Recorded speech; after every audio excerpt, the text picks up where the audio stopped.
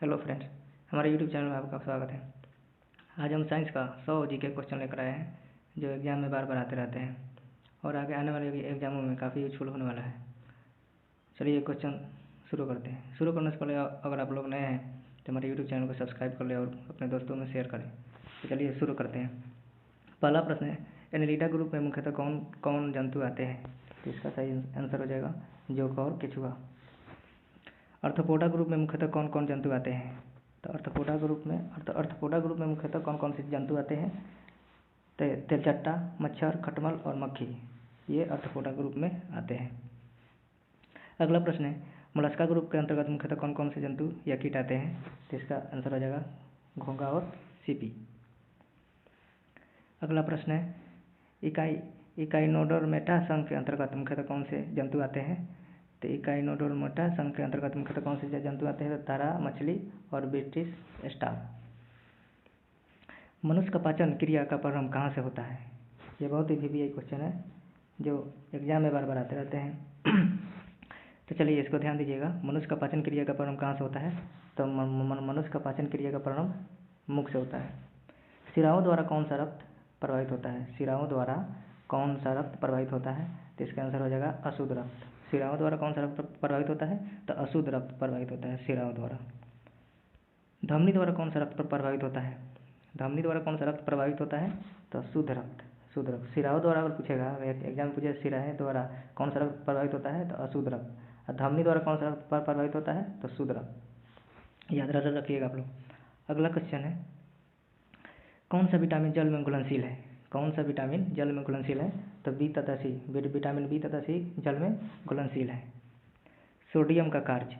अगला प्रश्न है, सोडियम का कार्य क्या है? तो सोडियम का कार्य होता है यह रक्त दाब नियंत्रण करने में सहायक होता है तथा जल का संतुलन बनाए रखता है। सोडियम का कार्य क्या है? तो सोडियम का मुख्य कार्य है यह रक्त दाब नियंत्रण करने में सहायक होता है तथा जल का संतुलन बनाए रखता है। अगला प्रश्न है, पोटेशियम का कार्य क्या है? पोटेशियम का कार्य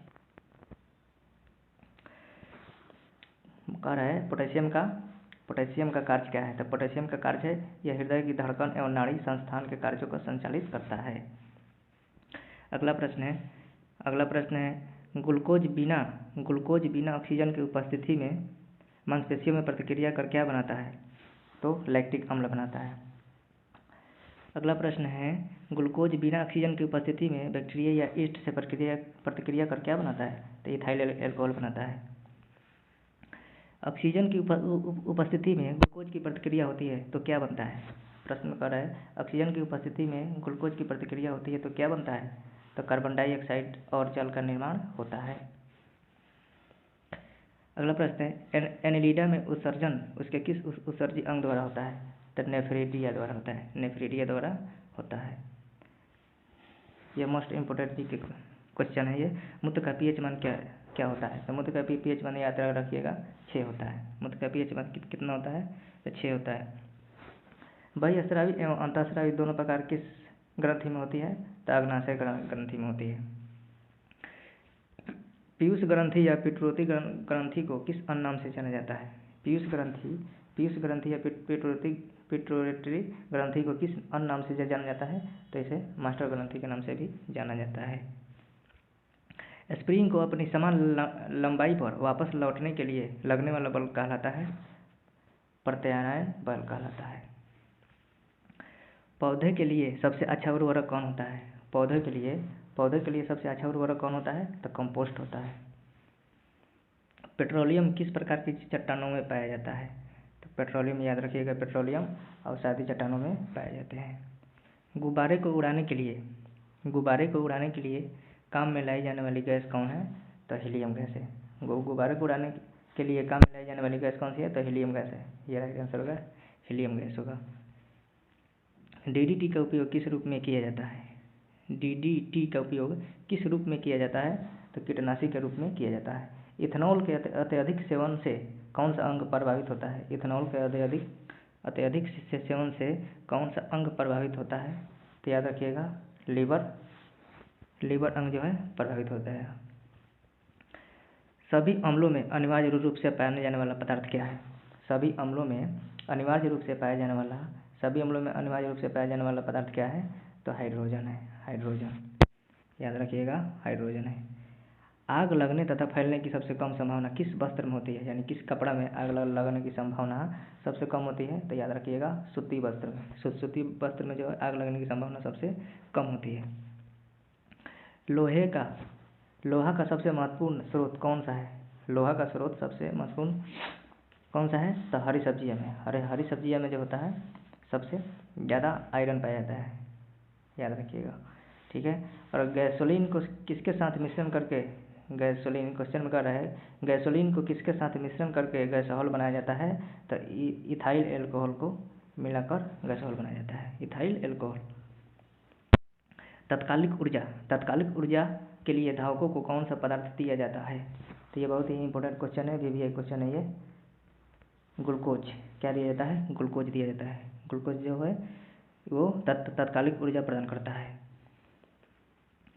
मानव जाति के लिए ओजोन परत क्यों महत्वपूर्ण है? मानव जाति के लिए ओजोन परत क्यों महत्वपूर्ण है?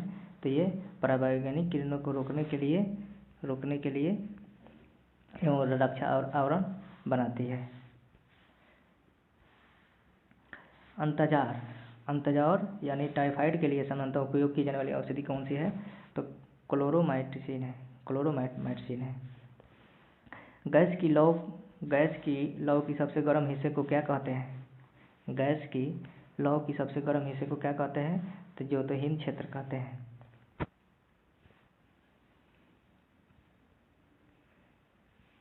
सोने का शुद्ध रूप कितने कैरेट का होता है?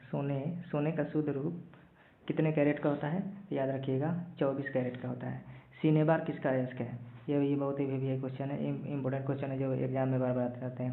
तो सिनेबार किसका अयस्क है? तो याद रखिएगा पारा का सूत्र यदि होता है कि होता है Hg होता है इंग्लिश में। पारा का सिनेबार किसका अयस्क है? तो पारा का है। शरीर के ताप का नियंत्रण किसके द्वारा होता है? शरीर के ताप का नियंत्रण किसके द्वारा होता है? तो हाइपोथैलेमस के द्वारा।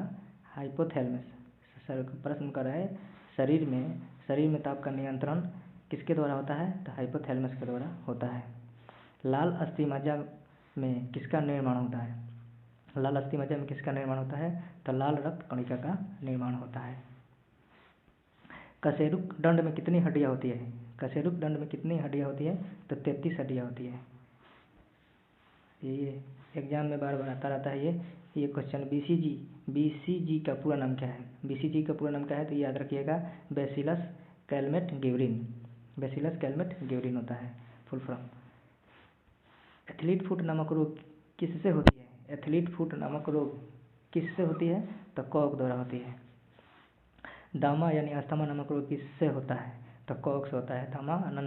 दामा नामक रोग किससे होता है? कॉक द्वारा होता है। फाइलेरिया नामक रोग किस कारण से होता है? फाइलेरिया नामक रोग कृमि के द्वारा होता है। कृमि के कारण फाइलेरिया रोग होता है। जब एक वस्तु की वेग दोगुनी की जाती है तो उसकी गतिज ऊर्जा क्या होती है? जब एक वस्तु की वेग दोगुनी की जाती है तो उसकी गतिज ऊर्जा होती है चौगुनी हो जाती है, चौगुनी बढ़ जाती है।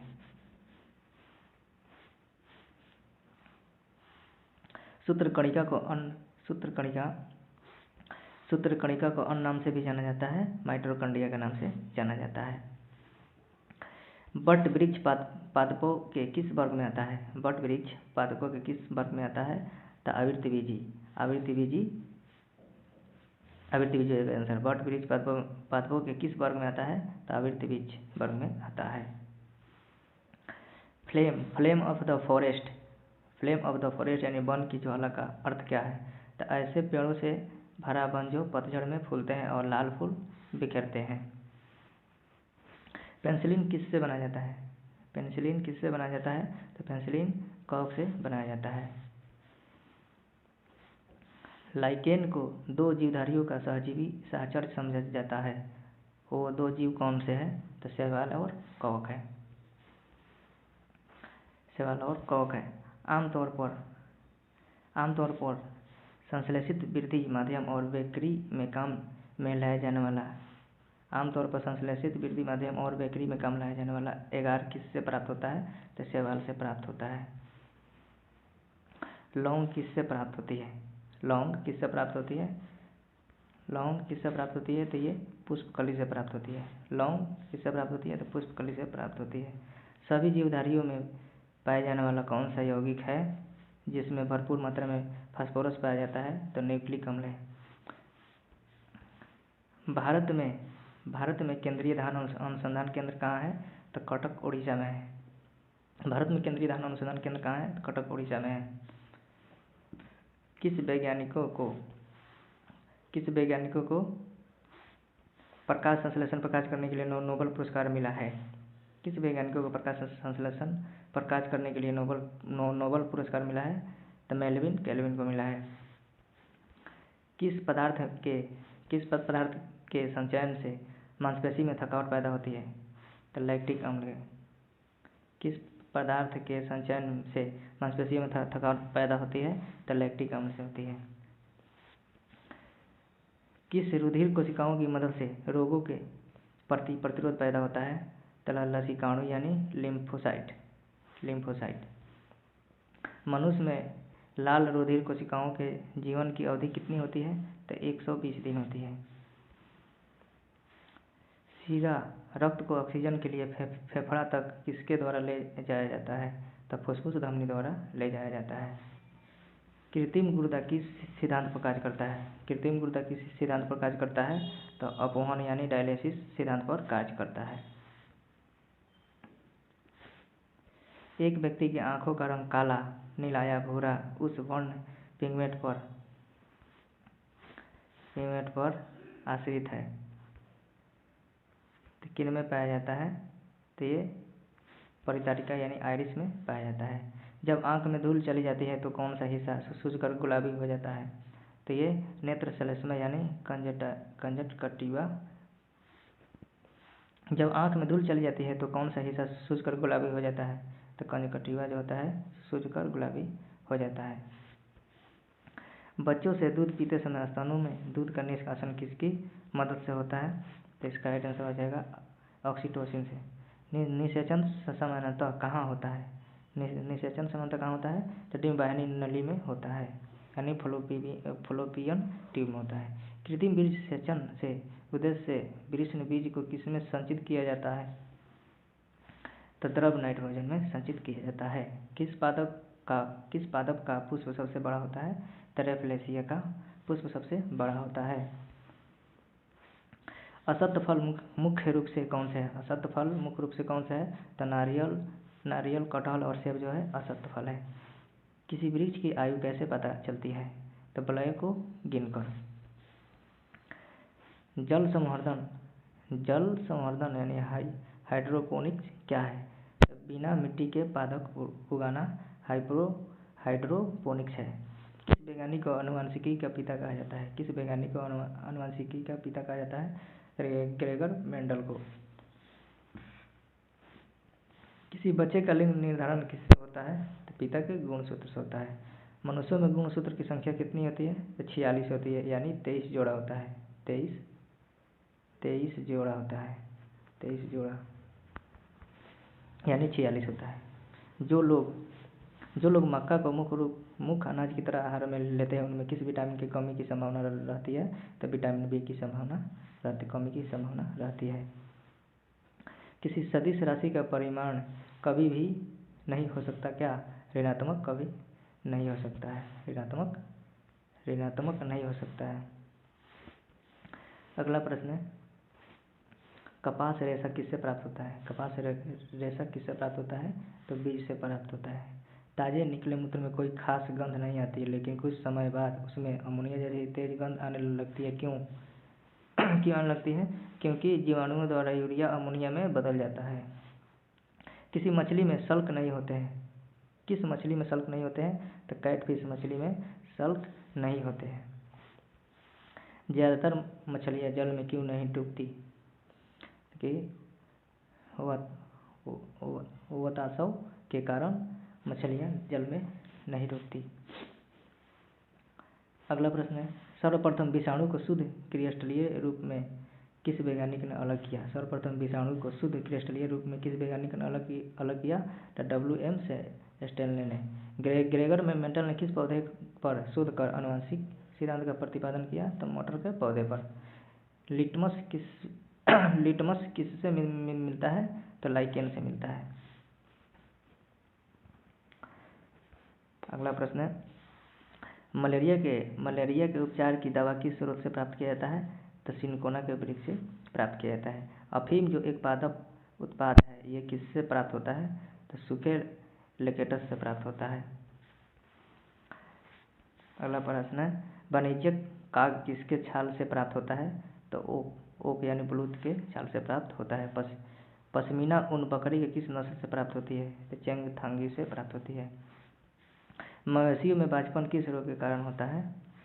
तो बेंग रोग के कारण होता है। अधिक शराब पीने वाले लोग अधिकांशतः किस बीमारी से मरते हैं? तो सूत्रण रोग यानी सिरोसिस रोग से मरते हैं। राइबोसोम किसका कार्य करता है? राइबोसोम किसका कार्य करता है? तो ये प्रोटीन संश्लेषण का कार्य करता है। मरुस्थल में उगने वाले पौधे क्या कहलाते हैं? मरुस्थल में उगने वाले पौधे क्या कहलाते हैं? तो मरुद्भिद कहलाते हैं। भोपाल में, अगला प्रश्न है, भोपाल में 1984 में जो गैस लीक हुई थी वो कौन सी गैस थी? तो मिथाइल आइसोसाइनेट थी। याद रखिएगा, कौन सी गैस थी जो भोपाल में 1984 में लीक हुई थी? तो मिथाइल आइसोसाइनाइड थे। भैंस के मुख्य नस्लें कौन सी हैं? तो भैंस के मुख्य नस्लें हैं मुर्रा, सुरती, भदवाड़ी, जाफराबादी और मेहसाना। केंद्रीय बकरी अनुसंधान संस्थान कहाँ? केंद्रीय बकरी अनुसंधान संस्थान की स्थापना कहाँ की गई है? तो उत्तर प्रदेश के मथुरा के पास मखदूम में स्थापना की गई है। राष्ट्रीय ऊंट अनुसंधान केंद्र कहाँ है? तो बीकानेर राजस्थान में है। दालचीनी कहाँ से प्राप्त होती है? तो वृक्ष के छाल से प्राप्त होती है दालचीनी। मसालों की रानी किसे कहा जाता है? मसालों की रानी इलायची को कहा जाता है। फूलों का अध्ययन कहलाता है एंथोलॉजी। फूलों का अध्ययन क्या कहलाता है? एंथोलॉजी। पेडोलॉजी में किसका अध्ययन किया जाता है? तो मिट्टी का अध्ययन किया जाता है। सिस्टमा नेचरी किसकी पुस्तक है? सिस्टमा नेचर किसकी पुस्तक है? तो कार्ल लिनियस का है।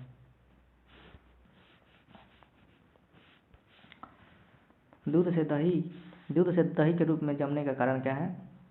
तो लैक्टोबैसिलस है। लैक्टोबैसिलस। विषाणु में क्या होता है? विषाणु में न्यूक्लिक एसिड और प्रोटीन होता है। जंतुओं में होने वाला फुट एंड माउथ रोग किसके कारण उत्पन्न होता है? तो विषाणु के द्वारा होता है। किस शैवाल से आयोडीन प्राप्त होता है? तो लैमिनेरिया से शैवाल से आयोडीन प्राप्त होता है। लैमिनेरिया।